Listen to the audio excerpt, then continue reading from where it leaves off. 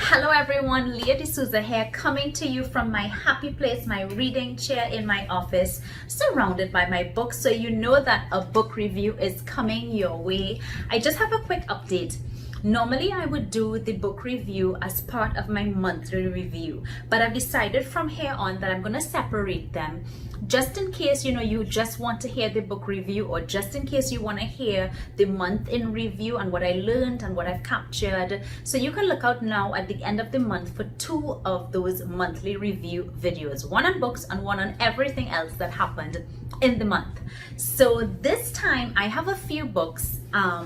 I actually ended up reading 4 books, and one may say, but Leah, we haven't heard from you since maybe February, March, only 4 books. Well, you know what happened in between that time. There was lockdown, there was a lot of changes, a lot of adapting, but I still managed to get my reading in.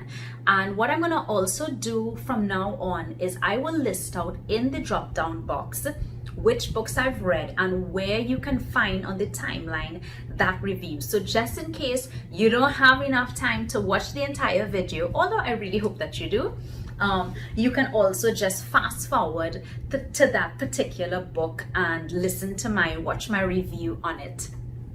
Okay, so without any further waiting, I'm gonna dive into the 4 books that I read over the time frame from March to end of May.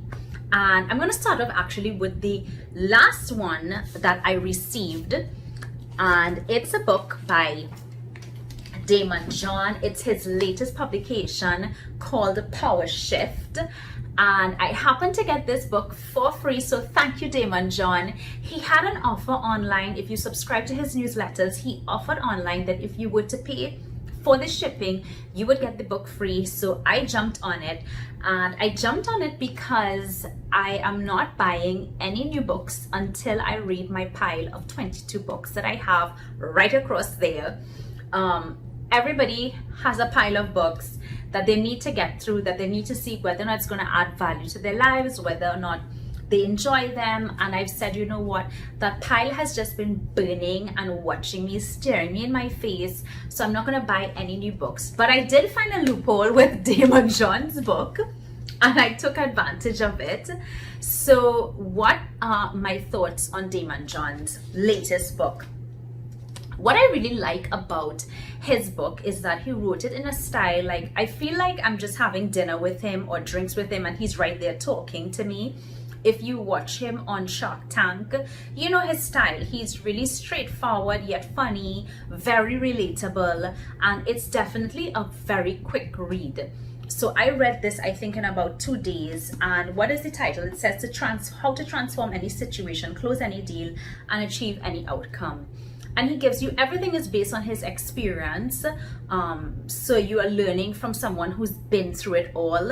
And there are some great nuggets that he shared. Stuff, we may have heard before, but, just repeating: set goals, know your why, revisit your goals, know what you're about, especially for your branding and your messaging. Come from a place of strength. Reputation is everything. And he really believes that your reputation precedes you. Exceed expectations. It's not about meeting, it's about exceeding them, and become indispensable. So really some good stuff in there, and I'd recommend this. This is a good read, I think, especially for somebody who is now starting out in business, a new entrepreneur, new and growing entrepreneur early in the game. I think this will be a nice, quick, easy read, and will give you some things to quickly focus on that you should be focusing on at the start of your game.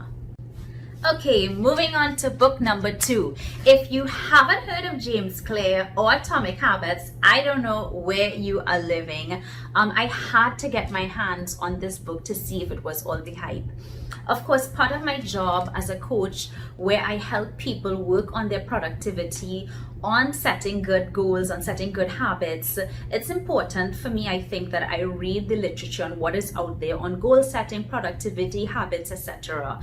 And I have a whole bunch of them over here. And this is definitely going to stay in my library. I swear that we are like on the same wavelength in terms of the idea of habits building healthy habits, or what I like to call value add habits, and having a system of value add habits is really the only way to achieve the lifestyle that you want.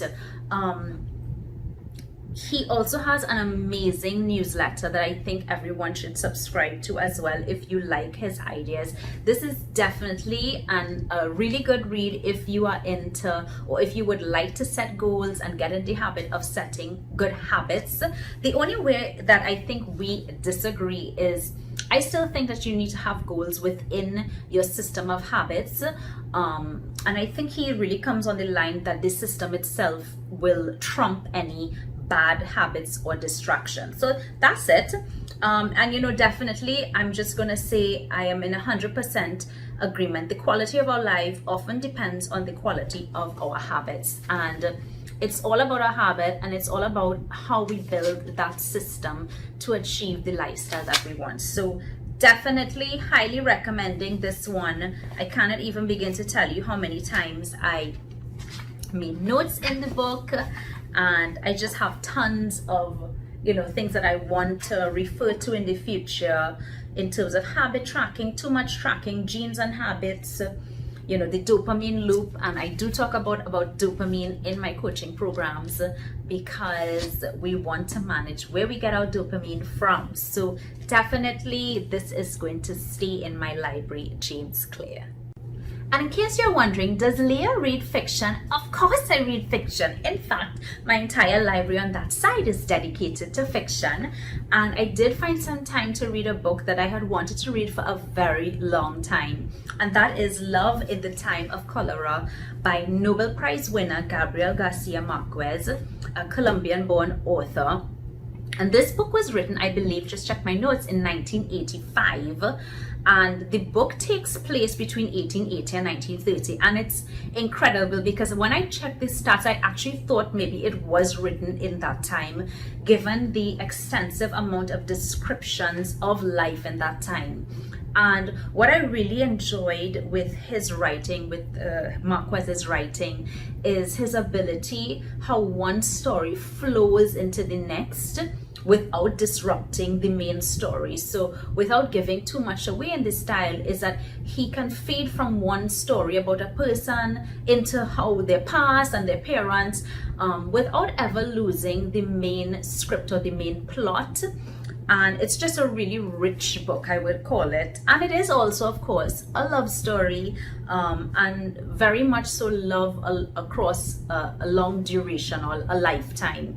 And I think anybody who has experienced love over a long time would really appreciate, I think, this story as well. So not a difficult read. I think actually it is not a difficult read. It's a beautiful read, and I would recommend it as well. And last for my reads for this 3-month period is actually a reread of mine, and it's an author whose works, I have several of his works that are part of my permanent library, and the writer is Herman Hesse. He is a German-born Swiss writer, and his works, I guess, are rather what they would say deep or philosophical, or based on psychoanalysis. And this one that I reread, I've read it several times before, is Demian, and it's what is considered, this style is a Bildungsroman in German, and it's a story really, or a genre that looks at the psychological and moral growth of the protagonist over a period of time, and that there's great change or enlightenment for the protagonist. A very short book, very interesting, and the book itself was published in 1919, and the prologue was added in 1960. And for me, I'm so glad that they added the prologue, because the prologue actually is a part of the book that I've reread very often, even more often than the book itself. The last chapter is a beautiful read. I'll just give you the last line, which is, "We can understand each other, but each person is able to interpret himself to himself alone." And of course, a great tenet of all my work with my one-to-one clients is self-analysis, self-awareness, and that's why I think I'm always inspired by writing that encourages us to think a little deeper about ourselves, about life, about why we do things, how we do things, especially the how. So for me, Herman Hesse is just one of those writers. Any of his works I think are quite interesting reads, and definitely a different read if you've never heard of him before. So that was one of my rereads. So those were my books for my lockdown period. And of course, if you've read any of these and you have your own comments, please feel free to add them down below. If you have any recommendations, feel free. And of course, looking forward to seeing what will I finish reading in June. So stay tuned and see you back at the end of June. Bye.